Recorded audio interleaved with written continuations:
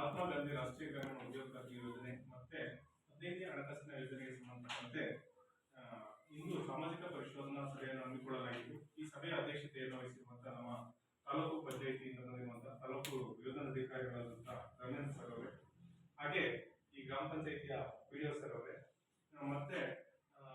ನಮ್ಮ ಈ ಗ್ರಾಮ ಪಂಚಾಯಿತಿ ಸೆಕ್ರೆಟರಿ ಸರ್ ಅವರೇ,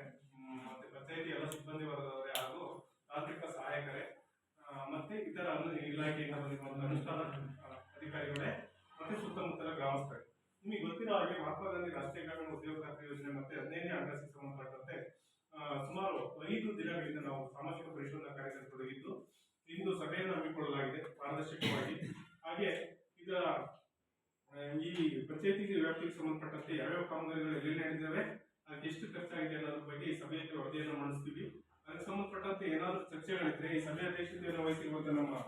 ಧರ್ಮೇಂದ್ರ ಸರ್ ಆಗಮಿಸಿದರೆ ಅವರೊಂದಿಗೆ ಚರ್ಚಿಸಬೇಕು ಅಂತ ಹೇಳ್ತಾ, ಮೊದಲಿಗೆ ಇಂದಿನ ಒಂದು ಸಾಮಾಜಿಕ ಪರಿಶೋಧನೆಯಲ್ಲಿ ಕಂಡುಬಂದ ಅಂಶಗಳಿಗೆ ಅನುಪನ್ನ ವರದಿಯನ್ನು